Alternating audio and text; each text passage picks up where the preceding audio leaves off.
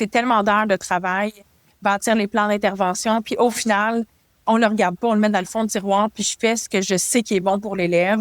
Je peux suivre mon instinct. Puis ça, souvent, c'est plus efficace.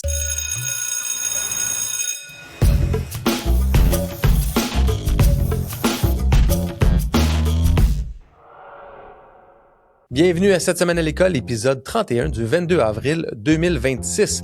Carlo Coccaro avec vous et aujourd'hui, avec Caroline Coiré, on ouvre un dossier que personne n'ose toucher, le plan d'intervention. Ça, c'est le document qu'un élève sur 4 traîne dans son dossier au Québec. Pour les enfants qui n'ont pas de troubles d'apprentissage comme la dyslexie ou la dysorthographie, est-ce que le plan d'intervention est vraiment le meilleur outil pour les accompagner dans leurs défis socio-émotionnels? Et plus tard dans l'épisode, j'ai un invité qu'on entend beaucoup dans nos oreilles, Mario Langlois, animateur et commentateur sportif, qui devient, le temps d'une entrevue, ministre de l'Éducation d'un jour. Et en pleine fièvre des séries, on se pose la question, est-ce que le système d'éducation pourrait apprendre quelque chose d'un vestiaire de hockey? Avant d'aller à notre bulletin de nouvelles, très heureux de vous dire que l'épisode d'aujourd'hui est propulsé par WordQ, le logiciel qui aide les élèves en difficulté à lire et à écrire sans le faire à leur place. On commence ça dès maintenant avec le bulletin de nouvelles.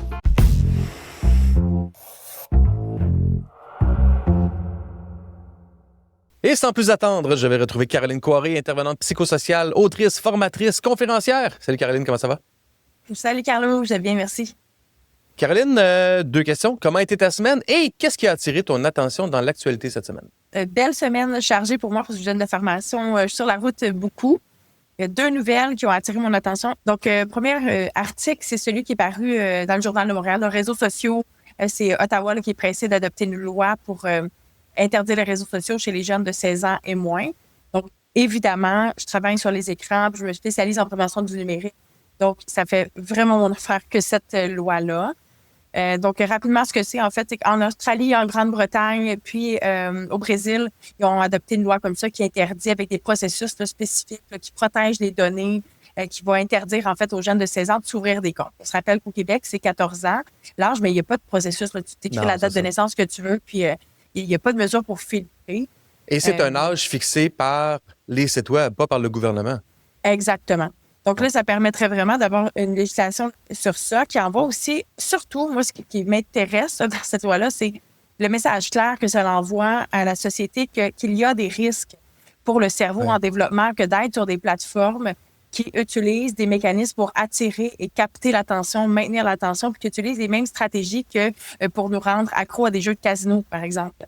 C'est vrai. Donc, sur des cerveaux en développement, bien, il y a des risques, des impacts, puis ça envoie un message très, très clair. Donc, cette nouvelle-là, évidemment qu'elle a attiré mon attention. Si les produits numériques tels que les réseaux sociaux étaient traités comme des jouets et qu'on avait autant de documentation sur les impacts négatifs, ils seraient poursuivis en justice depuis longtemps, toutes ces entreprises-là. Mais on dirait que c'est traité complètement différemment parce que c'est des produits numériques qui sont adoptés en masse par les jeunes et les moins jeunes. Ça rend ça peut-être plus difficile pour les gouvernements de le faire. Mais clairement, il y a une volonté de plus en plus internationale de mettre des limites, à tout le moins pour les jeunes. La deuxième nouvelle, on va reculer de quelques semaines en arrière. C'était lorsque la Dr Mélissa Généreux a partagé les données du rapport bien-être des familles. Donc, il y a une recensement qui a été faite auprès d'un peu plus de 12 000 familles. Là, je vais aller de mémoire, 12 008 familles, quelque chose de genre. Puis, parmi ces données-là, il y en avait plusieurs qui attiraient mon attention, notamment une concernant les psychostimulants qui sont administrés à nos jeunes pour des symptômes apparentés au TDAH. Puis, on sait qu'au primaire, c'est 1 sur 8, un élève sur 8 qui prend des psychostimulants. Puis, au secondaire, c'est 1 élève sur 5 qui prend des psychostimulants. C'est fou, hein? D'abord, c'est énorme, là. Ouais. Puis, sur ça, parmi ces jeunes-là, la donnée qui vient vraiment le plus me faire lever les poils, là, des fois, c'est 30% des jeunes qui prennent des médications là, psychostimulantes ne se sont pas fait proposer aucune autre stratégie que la médication. Puis les autres stratégies recommandées, bien, c'est vraiment tout ce qui touche les piliers de mon approche base. Là. C'est passer du temps de qualité avec ses parents, bouger, s'assurer que l'enfant dort assez, qu'il y ait des activités d'intérêt, là, faire des choses, limiter le temps d'écran. Donc, ça tourne autour vraiment de l'hygiène de vie. Ouais. Puis je peux pas croire qu'on prescrit une médication à un enfant pour des défis de fonctionnement, d'attention, de bien-être, d'agitation, et qu'on ne propose rien d'autre qu'une pilule. Ça fait aucun sens. Hein. Donc, Ouais, Ça j'ai montre les porté mon failles. attention sur ça. Ça montre toutes les failles de notre système de diagnostic et d'accompagnement Oui. des jeunes et des familles, autant au niveau scolaire qu'au niveau de la santé, qu'au niveau de ce qui se passe dans les maisons. J'ai écrit un billet sur mon profil LinkedIn là-dessus. Puis une stats complémentaire qui est connue, là, c'est... j'ai fait un direct aussi avec aidersonenfant.com avec la neuropsychologue Joanne Lévesque sur le TDAH, puis on en a parlé longuement. La vraie statistique de prévalence du TDAH, c'est 7-8% dans la population. Oui. En Estrie, ce sont 32 des garçons de 12 à 17 ans. Donc, un garçon sur 3 ados prend des psychostimulants pour le TDAH. 32 c'est complètement fou. Là-dedans, il y en a qui n'ont pas de diagnostic. Donc, c'est juste une prescription sans diagnostic réel. Puis même s'ils avaient un diagnostic, clairement, on serait dans du surdiagnostic parce que la prévalence est 7-8%. À la limite, on peut arrondir 10%, mais pas 32%. Non, on est complètement dans du surdiagnostic parce qu'en 2024, l'Institut de la statistique du Québec a démontré que les jeunes secondaires, c'est 25% qui ont un diagnostic de TDAH. Bon, sur ces bonnes nouvelles, ça dit des bonnes choses sur ton approche des bases, par exemple, que j'encourage les gens à aller voir pour avoir des outils concrets. Dans Le Devoir, un article de Marie-Michèle Sioui, FEITA, vous savez, on a une nouvelle première ministre, Christine Fréchette. Mais ce qui est intéressant, c'est que on apprend dans cet article-là du Devoir de Marie-Michèle Sioui, c'est qu'il y a deux personnes qui gravitent très, très proches de Mme Fréchette, donc sa directrice de cabinet, puis une autre personne qui est très proche, qui sont issus du monde de l'éducation et de la petite enfance. Ça, c'est les dessous de la politique, mais tu sais, on devient je sais pas si tu connais l'expression, on devient la moyenne des 5 personnes avec qui on passe le plus de temps. Mais là, il y a deux personnes qui, on peut penser, aiment les enfants, puis veulent le mieux pour les enfants. Ben, d'un point de vue éducation, je trouve qu'il y a quelque chose de positif de cette nouvelle-là, mais après ça, c'est les actions qui pourront nous dire si c'est le cas. Et j'ai deux autres nouvelles que je vais jumeler ensemble. Un article de La Presse, en fait, un dossier dans La Presse en fin de semaine dernière de Mélanie Marquis, publié dimanche, sur les dérogations qu'on accorde aux jeunes enfants de 5 ans pour les faire patienter une année de plus avant d'aller à la maternelle. Donc, les garçons auraient 2 fois plus de dérogations que les filles. Donc, 2 fois plus, mais on s'entend, là, c'est 30 par année, là, sur à peu près 100 000 enfants peut-être là, qui arrivent en maternelle à chaque année. Mais un petit peu plus chez les garçons qu'on a tendance à qualifier, puis je prends les mots de l'article, plus turbulents, moins attentifs, plus impulsifs, moins matures, plus influençables. Et un article, en fait, c'est une étude que j'ai vue de Durham University au Royaume-Uni qui s'intitule « Why some children with learning difficulties get identified and others don't ». Donc, pourquoi certains jeunes avec des difficultés d'apprentissage ou des troubles d'apprentissage sont identifiés et d'autres non. Et c'est vraiment intéressant parce que dans les deux études, il y a un même constat. Donc, dans l'Université de Durham, c'est le docteur Johnny Daniel qui a analysé les dossiers de 540 000 élèves. Donc, c'est une grosse étude, là. Du primaire en Angleterre. Puis, les garçons sont 2 fois plus souvent identifiés comme ayant un trouble d'apprentissage que les filles. Et ce qu'on apprend, en fait, c'est les mots des chercheurs, les garçons en difficulté agissent, entre guillemets. Ils dérangent, ils bougent, ils parlent. Les filles, eux, se taisent. Anxiété, inattention silencieuse. Et ce qui est visible se traite et s'identifie. Puis c'est vrai que les TDAH chez les filles est moins diagnostiqué aussi que chez les garçons pour cette même raison-là, même au Québec. Et l'étude va encore plus loin en parlant de l'identification qui dépend moins de l'enfant, alors qu'on identifie l'enfant, mais ça dépend moins de l'enfant que de son milieu, son genre, son revenu familial et la langue maternelle. Et ça fait le pont aussi avec notre thème du jour où on parle des plans d'intervention, entre autres pour les enjeux de comportement et d'attitude de nos jeunes. Puis on va faire ça dans 15 secondes.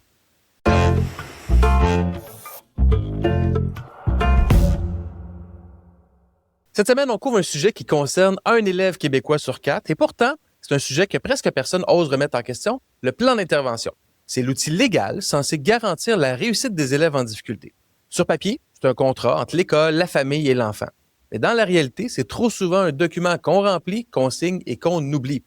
Caroline, t'accompagnes des parents et des équipes écoles, puis tu me servi une phrase en préparation que j'ai pas oubliée. La preuve que ça marche pas si bien, c'est que le plan d'intervention finit souvent dans le tiroir et que le prof y va avec son cœur. Commençons par ça, Caroline. Qu'est-ce que tu vois exactement, concrètement, dans les écoles en lien avec le plan d'intervention?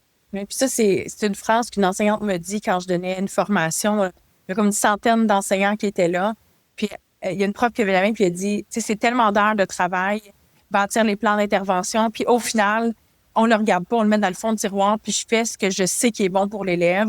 Je peux suivre mon instinct. Puis ça, souvent, c'est plus efficace que le plan d'intervention. Puis ses collègues étaient très d'avis. Puis là, je l'entends avec les profs, je l'entends avec les TS aussi.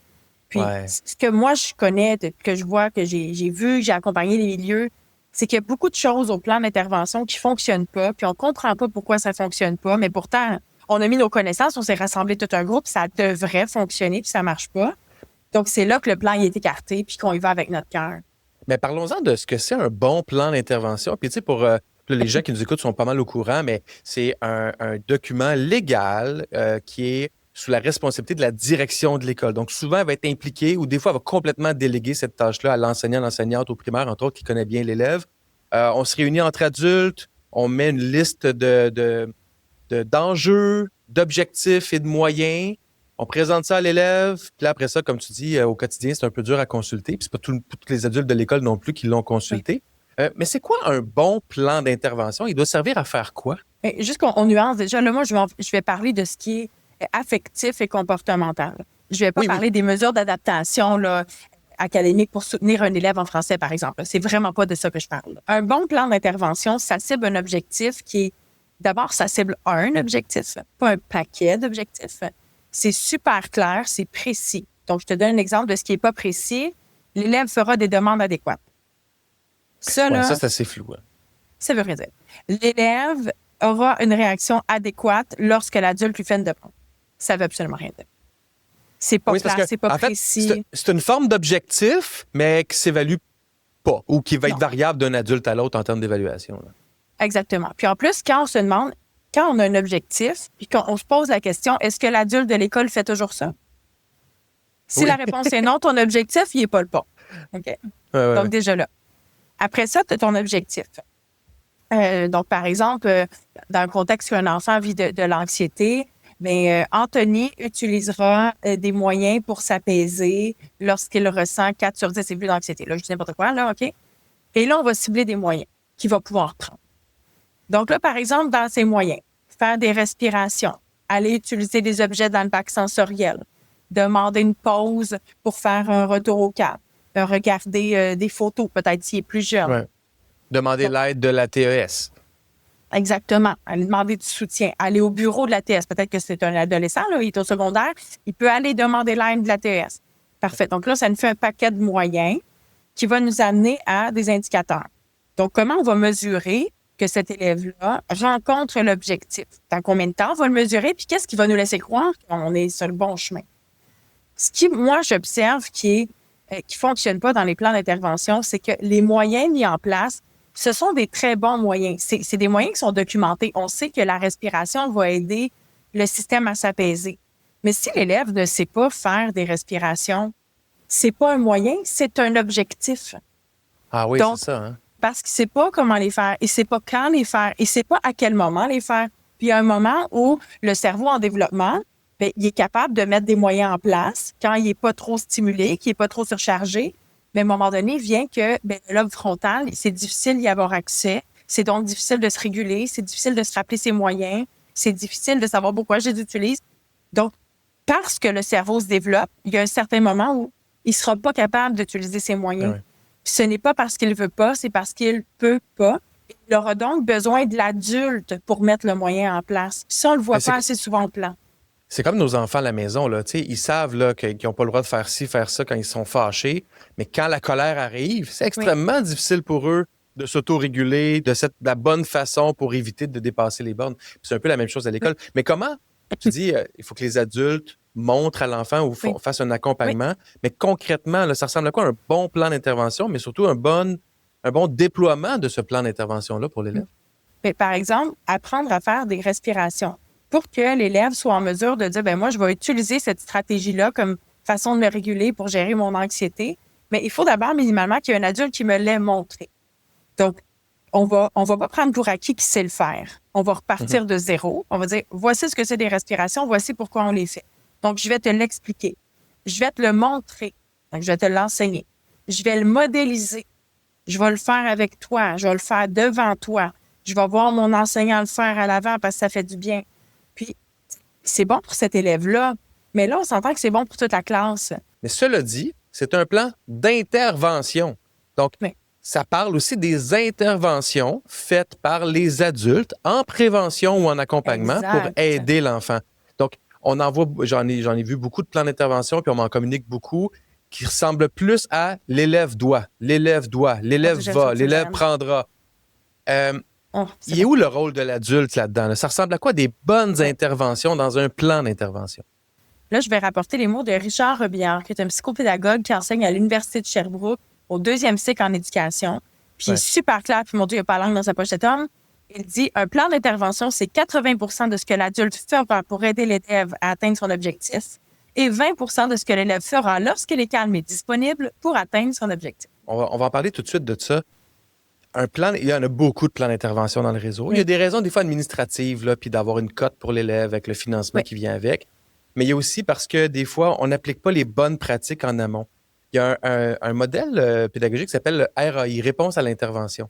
Le RAI, qui est souvent utilisé dans les milieux compétents, c'est qu'on va avoir des approches pédagogiques basées sur la recherche, sur ce qui fonctionne généralement, variées. Et ça va permettre de toucher 80% des élèves. Quand je dis toucher, c'est que ça va avoir un impact positif pour 80% des élèves. Là, on parle autant en français lecture qu'au niveau du comportement. Donc, les respirations dont tu parles, faire ça avec toute la classe, ça va fonctionner avec une grande majorité d'élèves. C'est ça. Puis il y a peut-être un 15-20% d'élèves qui, eux, ça ne fonctionne pas super bien. Là, on tombe en niveau 2. Niveau 2, c'est des interventions en sous-groupe avec l'orthopédagogue, la TES, l'enseignante. Et on accompagne des élèves en petits groupes. Et ça va toucher un 15% des élèves. Puis il en reste un 5%, et eux, on est plus en accompagnement individualisé. Bien, le plan d'intervention, là, dans un monde idéal, il touche seulement le 5%, peut-être 10, 15% des élèves, mais pas 25, 30, 35% des élèves comme on a maintenant. Donc, il y a façon de ramener des bonnes pratiques macro, même au niveau des comportements, pas juste au niveau de la pédagogie, qui vont avoir une influence directe sur tous les élèves et peut-être réduire la lourdeur des plans d'intervention. C'est ça, c'est qu'il y a des choses, puis tu l'as bien dit, qui sont mis avant, tu sais, qui ne sont pas mis au bon moment. Il faut faire comme un peu le tri des moyens, voir si ça doit être du ultra spécifique, un plan d'intervention. Là, c'est du très global et général qu'on met en place quand Anthony ne se régule plus, qui n'est plus en mesure de gérer ses comportements. Tout ça aurait déjà dû être mis en place avant d'atterrir dans un plan d'intervention. Tellement. Parce que les bons profs, là, surtout primaires, là, parce qu'ils ont un contact encore plus direct avec l'élève, le lien est fondamental. Puis la qualité du lien. Donc, les enseignantes peuvent tester plein de choses avec les élèves individuellement, voir ce qui marche, voir ce qui marche moins bien, et après ça, peut-être aller vers un plan d'intervention quand c'est vraiment nécessaire. Mais le plan d'intervention ne remplace pas la qualité du lien. Puis c'est ce que tu me disais en préparation de l'épisode. Puis, exemple vraiment concret que je te raconte, OK? Un jeune que j'ai accompagné, il était en secondaire 3, il avait des gros problèmes de comportement, la délinquance là-dedans. Puis là, on flirtait avec le... Tu sais, on a peur de le perdre dans la délinquance, ce jeune-là. Là. Puis il y a vraiment... ses liens sont éclatés avec l'école. Il est constamment dans le bureau. Il y a comme un nom là, pour dire local en retrait. Là, au bureau de la TES. Il est constamment là. Avec son prof de français, c'est chien-chat. Ni un ni l'autre ne peuvent pas se sentir. Même puis le prof, il dit, je peux plus le sentir, cet élève-là. Tu sais, ça va mal. Puis j'ai rien contre les enseignants de cette école-là. Là. Moi, je travaille avec lui dans le bureau. Là. Moi, j'étais titulaire en individuel. J'ai rien privilégié avec lui. Moi, je suis pas à l'école en train de gérer ses crises. Donc ça, je l'entends. Mais son plan d'intervention était constamment renouveler des rencontres. On leur fait. On le peaufine, ça fonctionne pas. Il se sent accusé. Ses parents se sentent accusés. Puis à un moment donné, là, je suis invitée au plan d'intervention. Puis je dis, est-ce qu'on peut arrêter de faire des plans d'intervention sur le comportement puis que le seul objectif, ce soit de bâtir le lien avec l'élève? Parce que si ça n'existe pas, vous pourrez faire 132 papiers si ça vous tente, ça ne fonctionnera jamais. Le lien, c'est central pour l'application des moyens. Parce que le cerveau doit être en mesure, surtout quand tu relèves de quelqu'un, c'est ton leader, c'est ton parent, ton intervenant, ton enseignant, ton éducateur, peu importe, tu as besoin d'être en sécurité avec cette personne-là pour que les moyens fonctionnent. Donc, le plan, ça a été super concret, là. Il devait aller faire 10 minutes de travail dans le local du prof de français sans se parler. Il n'est pas là pour avoir de l'aide du prof. Il n'est pas là. Le prof, il fait sa récup. Puis le jeune, il allait dans le local 10 minutes, 2 fois par semaine. Il avançait ce qu'il voulait comme travaux. De toute façon, il y avait bien assez de retard. Il y avait des trucs à avancer. l'idée, là, c'était de réapprivoiser à être ensemble sans que ce soit dans des demandes ou sans que ce soit dans des « je te corrige sur un comportement, je reviens ». Donc, on réapprend à être ensemble. Ouais. Puis là, il y a une série de petites choses qui ont été mises en place pour rebâtir le lien. Puis peux-tu croire qu'à la fin de l'année, ils se sont serrés à la main puis ont dit « ben Christy, on est arrivé ». Ah, c'est beau, hein? Ça l'a changé la donne. Puis ce jeune-là est gradué, là, il s'en va en technique policière. C'est comme cette école-là, ils ont fait vraiment du beau travail. Puis ils ont fait, oui, c'est ça, c'est central le lien, puis on l'avait perdu de vue. Elle est où la place de l'enfant? Est-ce qu'il doit être consulté dès la première seconde et toujours là? Toi, t'en penses quoi? Mais je pense que c'est drôle de se demander, est-ce qu'il doit être consulté? Parce que quand on est rendu à faire un plan d'intervention, l'enfant il a été consulté souvent, là. On s'est assis régulièrement avec l'enfant pour dire « Qu'est-ce qui se passe, mon grand? Qu'est-ce qui va pas? Voici ce que moi, j'observe. Toi, t'en penses quoi? » Puis je suis constamment en train de dire « Fais pas ci, fais pas ça. J'aime pas ça, faire ça. Toi, tu te sens comment quand je te fais ça? Qu'est-ce qui fonctionne? Je te propose, comme on disait en se préparant, je te propose les coquilles. T'aimais pas, t'aimes-tu ça, les mettre, les coquilles? » C'est pas comme... Est-ce qu'ils collaborent ou pas? Ça devrait faire longtemps qu'on collabore avec l'élève quand on fait le plan. Donc, ça devrait plus être à quel moment on l'introduit. On devrait déjà être en collaboration avec l'élève. On en revient à la notion de relation aussi. Hein? S'il y a une relation, somme toute constructive, établie avec l'enfant, on est capable d'avoir ces conversations-là avant même d'être en mode rédaction d'un plan d'intervention. C'est ça. Donc, il y aurait eu déjà des échanges qui viennent nourrir le « OK, je me rappelle que tu m'as dit que ça l'aide ou que ça l'aide pas. » Donc, ça l'aide les adultes à construire le plan d'intervention. Après ça, d'ailleurs, de quelle façon on va faire collaborer l'élève? Puis c'est vrai, les bonnes pratiques, il faut l'impliquer au plan d'intervention l'élève. La réalité sur le terrain, c'est pas toujours ça. Puis c'est pas, on dit collaboration, mais ce n'est pas de la collaboration. C'est exactement ce que tu viens de dire, c'est on s'assoit, une gang d'adultes ensemble, il y a l'enseignant, la TS, la direction, l'orthopédagogue, les spécialistes qui sont là, les parents, 1 ou 2 parents. Là, on vient de nommer déjà 6-7 personnes, là. Puis l'enfant.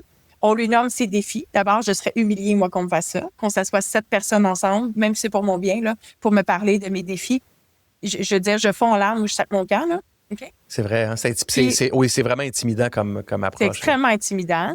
Ouais. Ensuite, on nomme, oui, les forces, ce qu'on va mettre en place, puis on me demande, est-ce que tu as bien compris?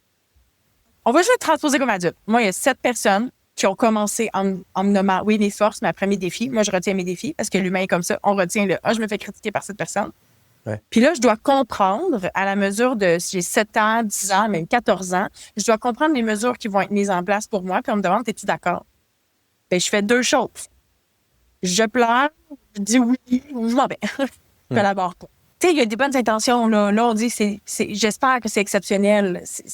Ces moments-là où on fait juste signer l'enfant sur le bout de papier. Mais non, c'est pas exceptionnel. Mais c'est pas exceptionnel, c'est ça la vérité. Dans 20, 30, 40% des cas, là, je m'excuse, j'ai pas la stat précise, mais le plan, dans sa révision ou dans sa mise à jour, est envoyé par courriel aux parents. Des fois, les parents sont même pas là. Parce que l'autre réalité que tu connais, c'est que si c'est 125 heures de rencontre pour une école de 500 élèves, ils ont 125 plans d'intervention, 125 heures de rencontre avec la direction. Il y a une impossibilité d'horaire évidente. Donc, c'est sûr qu'on tourne les coins ronds à gauche et à droite pour essayer de faire au mieux. Là. Et pour les parents, là, moi, je disais les parents dans les bureaux, là, dans la clinique, c'est des milliers de familles qui sont passées par ma clinique.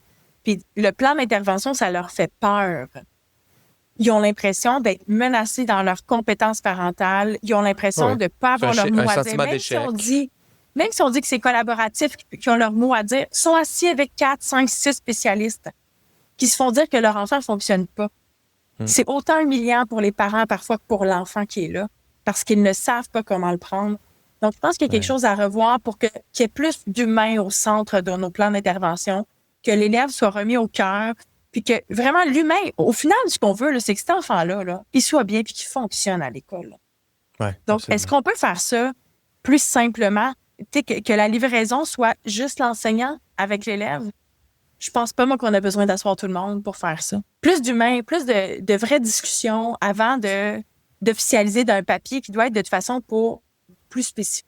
Caroline Coiré, intervenante psychosociale, autrice, formatrice, conférencière. Merci. Merci, Carlo.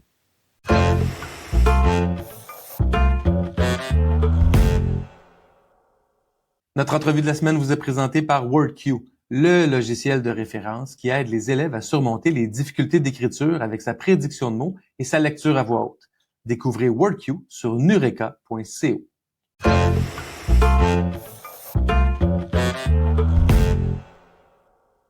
Notre ministre d'un jour aujourd'hui, c'est la voix qui accompagne des centaines de milliers de Québécois chaque soir au 98.5 FM. Un gars des cantons de l'Est qui croit que le sport, c'est d'abord une histoire humaine. Mario Langlois, bienvenue à cette semaine à l'école. Bonjour Carlo, merci beaucoup de l'invitation. Ça fait plaisir. On voulait avoir un gars de sport, un gars qui vit la jungle du sport au quotidien pour réinventer le système d'éducation. Mais avant d'aller là, Mario, comment est-ce que tu te présentes aux gens qui ne te connaissent pas? Quand la conversation se prête, je suis animateur de radio, j'anime au 98.5 FM où j'anime les amateurs de sport. Puis, si tu n'étais pas fan de sport et animateur radio dans le sport, qu'est-ce que tu ferais, d'après toi, dans la vie? C'est une chute bonne question. L'enseignement était mon deuxième choix de carrière. Je ne sais pas si j'aurais persévéré dans cette voie-là. Ouais, je trouve que quand même, quand tu y penses comme il faut, il y a des parallèles parce que il y a la possibilité d'inspirer, d'influencer, bref, il y a un rôle pivot là important. Fait que, tu sais, comme je te dis, on ne sait pas ce que ça aurait été, mais l'enseignement était mon deuxième choix de carrière. Et je t'avoue que quand je constate la pénurie, il m'est arrivé de me demander là, dans les dernières années, de dire si j'avais pas quelques heures à donner pour peut-être aller dans les écoles, lui mettre mon petit grain de sel pour aller aider à la cause, finalement. Mario, quel genre d'élève est-ce que tu étais à l'école? Puis quel souvenir est-ce que tu gardes de l'école? Ah, c'est mitigé, mes souvenirs, parce que je me suis jamais vraiment senti très bien à l'école. Je réussissais bien. Quand ma mère allait au rendez-vous pour le bulletin, il y avait toujours une espèce d'énigme dans le fond, c'est-à-dire que, bon, apparemment que elle se faisait dire que je placotais souvent dans la classe, que j'étais souvent dans la lune, que j'étais souvent distrait. Mais ce qui me réchappait de tout ça, c'est que j'avais des bons résultats. Alors, c'était probablement l'ancêtre de ce qu'on appelle aujourd'hui le TDAH ou quoi que ce soit. J'ai aucune idée. Ben, mes enfants, deux de mes trois enfants ont été diagnostiqués en ce sens. Alors, on se reconnaît à travers le cheminement de nos enfants. Mais j'aimais l'école, tu sais, j'aimais apprendre, j'aimais beaucoup ça. Mais tu sais, c'est différent du primaire au secondaire. J'ai trouvé ça difficile au secondaire, tomber dans une grosse polyvalente avec plein de monde. J'avais de la misère à trouver ma place. D'une certaine façon, tu sais, puis mais il y avait des endroits refuges. Je passais beaucoup de temps à la bibliothèque, j'adorais lire. Parce que tu sais, l'école, je parlais de la jungle du sport, c'est aussi une jungle l'école. J'étais pas un enfant particulièrement j'étais plus facile à intimider. Je pouvais dire que j'étais un peu vulnérable à ça. Donc je faisais profil bas d'une certaine façon. Mais fondamentalement, j'ai toujours aimé apprendre, par exemple. Fait que il y avait quelque chose qui me gardait là. Maintenant que le sport fait partie de ta vie professionnelle, à tout le moins, mais tu gravites beaucoup autour du sport, est-ce que c'était le cas aussi au primaire et au secondaire? Oui, mais ça, c'est ce que je vivais en dehors. En fait, on dit, ça prend un village, it takes a village. Et c'est sûr que pour moi, le sport a été un laboratoire de développement exceptionnel à bien des niveaux. Et je vais commencer, les deux sports, c'était le hockey puis le baseball. Mais ça, c'était en dehors de l'école. Et donc, c'est là que je cheminais beaucoup. Je vais te donner un exemple. J'étais au hockey, j'étais marqueur, chronométreur. Fait premier contact avec un micro à l'Arena de Magog, d'annoncer les buts, les pénalités, etc. pour éventuellement, des années plus tard, devenir annonceur maison de notre club Midget 3A. Fait que, tu sais, c'était sans que ça paraisse, tu sais, je cheminais dans quelque chose au baseball. C'est un sport où l'adulte occupait moins de place, c'est peut-être moins prestigieux, il y avait moins de, tu sais, le hockey, tout le monde voulait être associé au hockey, ce qui fait que très, très jeune, à l'âge de 12-13 ans, je me suis retrouvé entraîneur de baseball. Je me rappelle que puis j'étais arbitre également, puis j'étais marqueur au baseball aussi. Et là, j'étais à l'aise avec des plus vieux puis avec des plus jeunes. Avec du monde de mon âge aussi, mais j'avais des jeunes frères, j'étais un plus vieux de famille.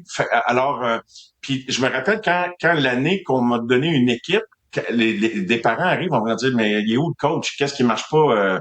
J'ai payé mon inscription, c'est pas un enfant qui va coacher mes enfants. Puis ça a fini à la fin de l'année. On avait tout gagné. C'est une belle histoire de film, honnêtement.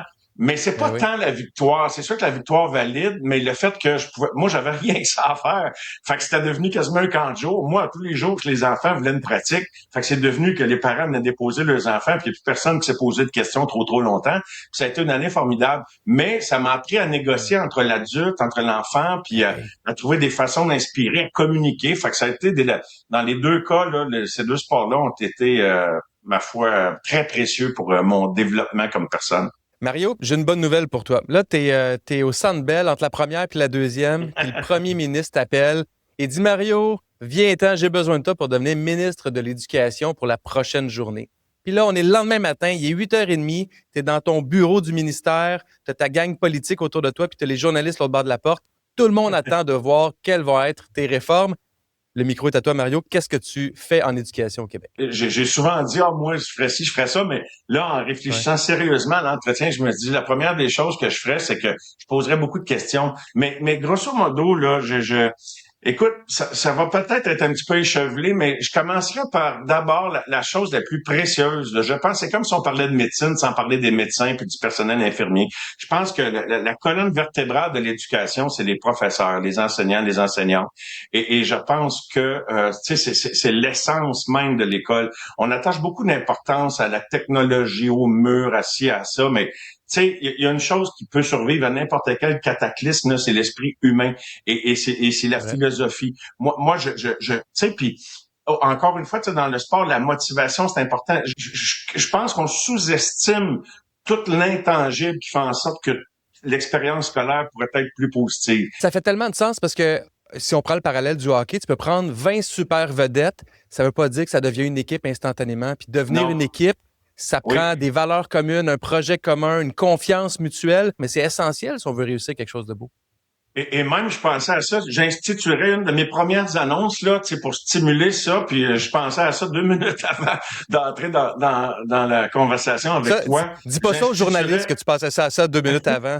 Je viens de penser à ça, mesdames, messieurs les journalistes, puis j'instituerais la corvée.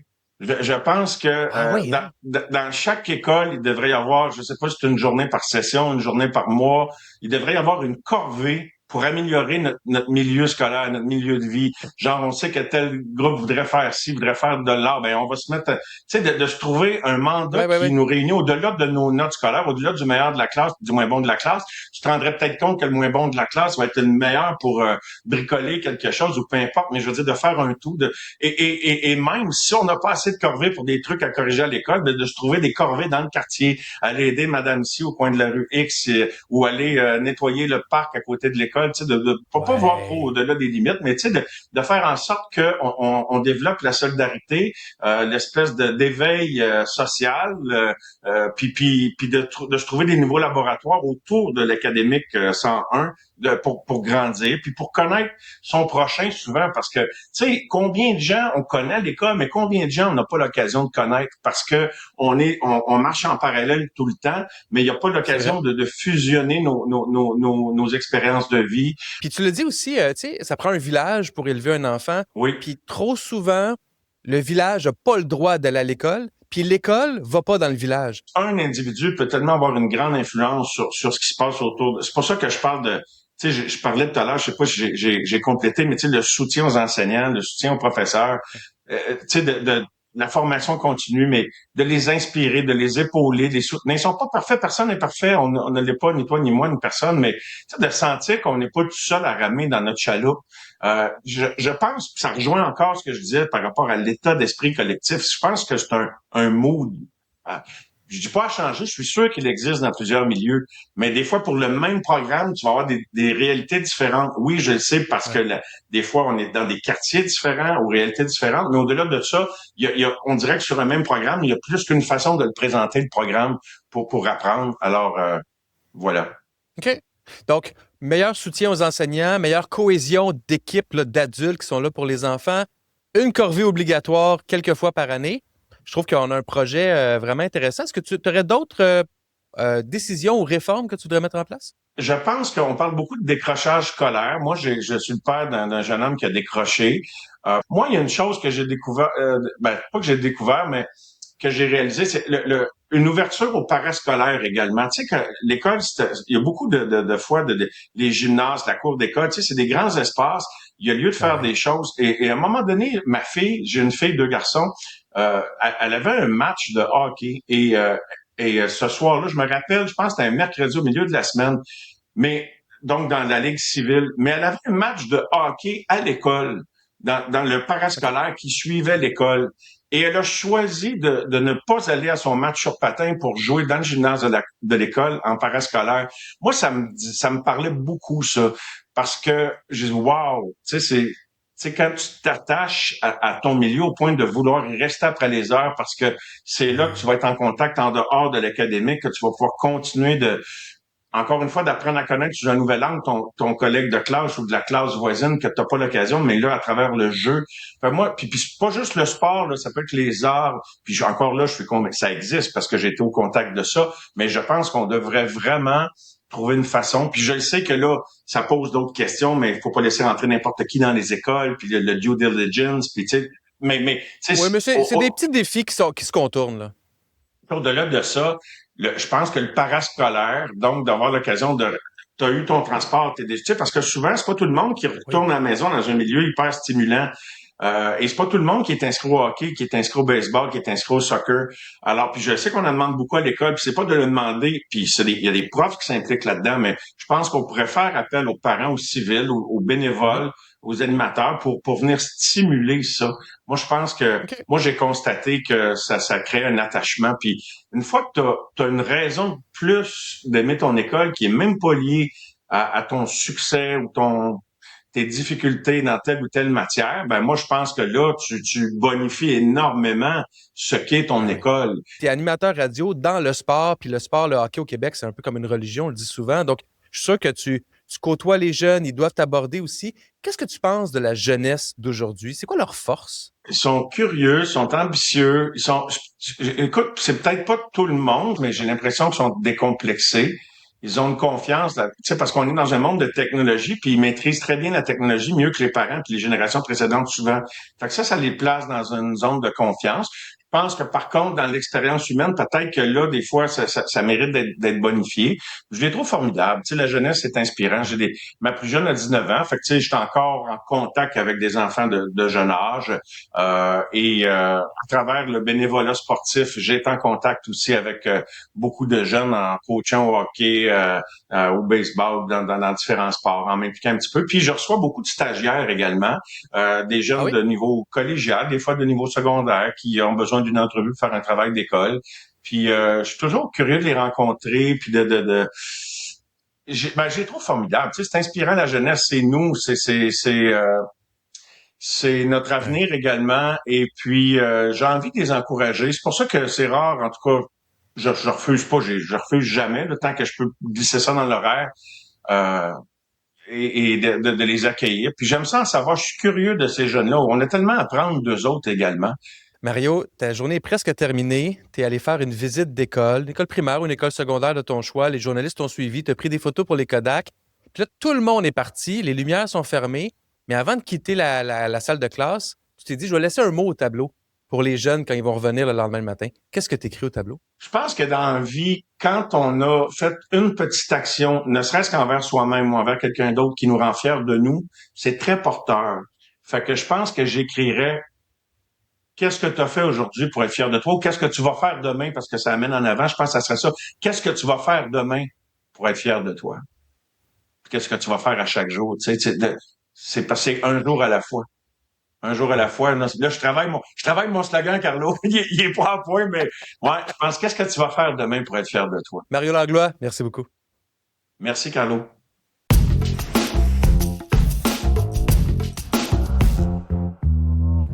Si je garde une seule chose de l'épisode d'aujourd'hui, c'est les mots de Caroline. Plus d'humains, plus de vraies discussions avant d'officialiser ça sur un bout de papier. Puis le hockey nous le rappelait avec Mario. Le plan vaut rien sans un coach engagé. L'éducation nous le rappelle avec Caroline. Le plan d'intervention, ça sauvera jamais les enfants. C'est l'adulte et son leadership qui parle à l'enfant comme à un coéquipier et tisse un lien solide avec lui ou avec elle qui va faire la différence. Si vous aimez le balado, abonnez-vous à notre infolettre au grandpossible.com/balado pour être informé en priorité, entre autres, sur les nouveaux épisodes. Merci à Caroline Coiré, merci à Mario Langlois et merci à WorkU qui propulse l'épisode d'aujourd'hui et qui aide concrètement chaque jour des milliers d'élèves dont le plan d'intervention prévoit l'aide à l'écriture et à la lecture. On se revoit la semaine prochaine et d'ici là, prenez soin de vous et soyez des leaders pour vos jeunes à la maison, vos jeunes à l'école et autour de vous. Bye tout le monde.